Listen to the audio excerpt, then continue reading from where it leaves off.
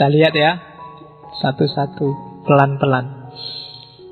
Saya bilang tadi, ada Jawa kuno, ada Hindu, ada Islam. Tiga-tiganya pakai Semar. Nanti kalau kalian yang suka Syekh Siti Jenar, di beberapa suluk disebut di antara yang ditemui oleh Syekh Siti Jenar ketika membedah tanah Jawa itu Semar ini. Ya sebutannya Danghyang, nek bahasanya orang awam Danyang. Jadi Danghyang Semar, termasuk Wali Songo generasi pertama yang dari Persia, Syekh Muhammad Bakir Al-Farisi, yang oleh orang Jawa dikenal sebagai Syekh Subakir. Wali generasi pertama yang harus berjuang mati-matian bedah tanah Jawa untuk menyebarkan Islam. Dia juga harus pamit sama danyangnya yang namanya Semar. Oke, jadi danyang itu Danghyang, di situ tak sebut ya. Kalau dang itu semacam kata sandang. Kalau sekarang ada si, ada sang, itu Danghyang. Cuma kata sandang untuk memuliakan dewa atau leluhur. Itu dang, sama kayak sang, sama kayak ra. Makanya kalian sering dengar istilah sang hyang. Ya kan, hyangnya sendiri, hyang itu sesuatu yang disucikan, disakralkan. Jadi sang hyang itu kayak sang suci. Dang hyang juga sama, kayak sang suci. Jadi hyang itu spiritual. Makanya ada kahyangan. Kahyangan itu surga, tempat yang suci, tempatnya orang-orang suci, itu kahyangan. Di Bandung ada parahyangan. Di Jawa Tengah ada dihyang. Dihyang itu tempat bersamayamnya dewa-dewa. Terus di lidahmu terus jadi dieng.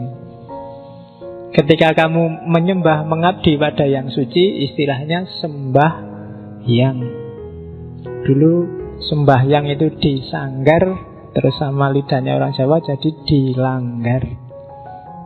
Jadi langgar itu agak pelesetan dari sanggar, bukan langgar bahasa Indonesia.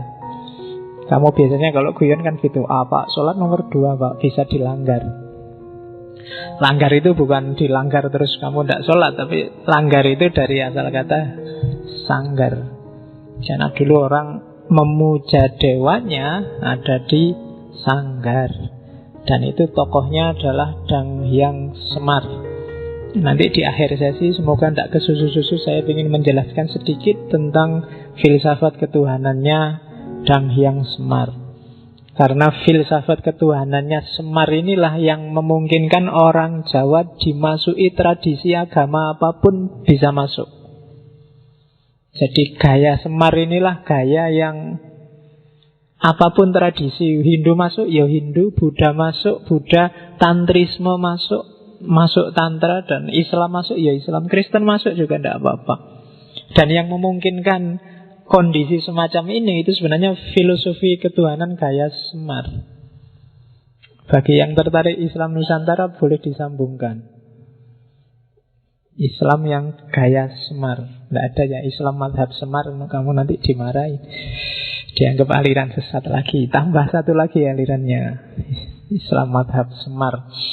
Padahal itu dipakai oleh para wali, ideologi, dan beberapa tokoh sufi juga sebenarnya ajarannya mirip-mirip aja sama Danghyang Semar. Terus nanti Hindu masuk. Hindu yang masuk ini nanti, ketika Hindu masuk, ada semacam adaptasi. Dikesankan bahwa Semar ini mengejawantah apa, menitis pada tokoh namanya Resi Agastya. Sebenarnya mungkin bukan nitis ya, karena Resi Agastya ini resi yang Siwa, alirannya Siwa yang dari India, yang memang dia dakwah kemana-mana sampai masuk ke Nusantara. Dan orang Jawa menyebut, yang sudah Hindu zaman itu menyebut, ya Resi Agastya itu Semar. Itu yang digambar itu patungnya. Jadi ya memang sosoknya agak mirip, perutnya agak buncit. Orang-orang sufi, orang-orang India yang Brahmana kan kadang-kadang gambarnya memang perutnya buncit. Ada pandangan bahwa kamu jangan minder kalau perutmu buncit. Justru buncit itu menunjukkan kamu sehat. Kamu carilah bayi yang perutnya six pack, tidak ada. Ya kan? Bayi yang sehat itu perutnya agak jendil sedikit. Justru itu sehat. Katanya gitu nih, aku ya orang ngerti. Perutku ya nggak tahu six pack atau 12 pack, aku nggak ngerti. Yang penting jangan keluwen gitu aja ya, urusan perut. Nah, Resi Agastya ini salah seorang resi besar zaman itu yang antara lain dia masuk ke Jawa. Dan bagi orang Hindu zaman itu dia dianggap, ya ini Semar itu. Nanti ada candinya di Malang. Karena zaman itu ada seorang raja namanya Gajayana, yang nama Gajayana ini nanti dijadiin stadion di Malang, yang bikin kuil khusus untuk Resi Agastya plus patungnya. Nanti kamu cari, saya lupa nama desanya, saya tak ingat kecamatannya, Kecamatan Dau. Di sana ada candi namanya Candi Badut. Candi Ba itu artinya bintang, Dut itu dari diut. Diut itu artinya cahaya. Dan itu dipersembahkan untuk Resi Agastya. Kenapa kok sekarang kalau kamu ulang tahun ngundang badut? Karena badut lah yang bisa bikin orang ceria. Pikiranmu jadi terang, tercerahkan, nggak sumpek. Meskipun terus konotasinya balik 180 derajat sekarang. Candinya lucu, namanya Candi Badut. Karena sosok orangnya ya semacam itu. Oke, gambarnya kan lucu memang. Susunya besar, meskipun tidak pakai BH. Terus, ya kan cowok kan masuk pakai BH. Perutnya jendil. Dan kalau dalam cerita, pendeta yang kawin itu Resi Agastya ini. Karena di antara ujiannya dia adalah dia jatuh cinta sama putri seorang raja. Kamu cari sendiri, kamu baca sendiri ya. Semangat yang dibawa di Hindu mirip kayak semangatnya Danghyang Semar. Oh ternyata tidak beda ya sama ajarannya Semar dulu. Kok dilihat dari sosoknya, jangan-jangan ya ini Semar itu. Nah itu Resi Agastya. Nanti nitis banyak dalam sejarah. Termasuk di puncaknya sebelum Islam datang, Mojopahit. Ada seorang resi, kamu hanya kenal gelarnya, Sabdopalon. Itu bagi orang Jawa zaman itu dia juga titisanis Semar. Karena ajaran-ajaran yang dibawa sangat mirip dengan itu. Nah, nanti selanjutnya Wali Songo datang. Semar dipakai lagi oleh Sunan Kalijaga dan kawan-kawan. Cuma sekarang dimasukilah visi keislaman. Dan mudah. Kenapa? Karena roh dan semangat ajarannya sama sebenarnya.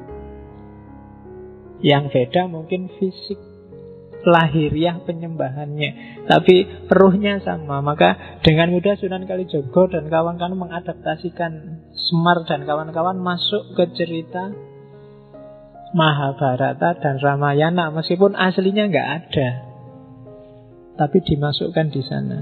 Ya termasuk yang serat-serat tadi. Serat pertama sebenarnya yang cerita tentang Semar itu ada serat namanya Serat Sudomolo. Serat Sudomolo ini cerita yang nanti melahirkan tradisi ruwatan. Ya kamu cari sendiri isinya. Di situ nanti Semar muncul sebagai yang momong Sadewo. Sadewo itu Pendowo yang paling ragil. Yang dia ini nanti yang satu-satunya yang bisa membebaskan Betari Durga dari kutukannya. Betari Durga itu awalnya istrinya Betara Guru. Cuma karena dimarahi oleh Betara Guru karena diajak main tidak mau.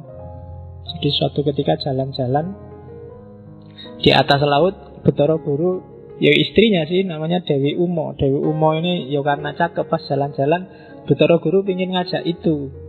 Kamu ngerti itu ya? Ya, karena karena pengen ngaji. Cuma Dewi Umain tidak mau, di luar di atas laut yo malu toh yo. Nah terus saking nafsunya sampai air maninya Bathara Guru netes ke laut. Dan dari situ nanti lahir namanya Bathara Kala. Nah terus Bathari Uma ini yang nolak dimarahi sama Bathara Guru, terus dikutuk jadi raksasa perempuan namanya Bathari Durga. Nanti dia kalau di wayang punya keraton namanya Gondomayit. Dan yang bisa membebaskan dia dari kutukannya itu ya Bathari Durga ini, si Sadewa ini. Cuma kan nggak gampang untuk bebas dari kutukan. Yang ngawal, yang ngasih nasihat terus menerus ini Semar. Dari situ nanti lahir ruwatan.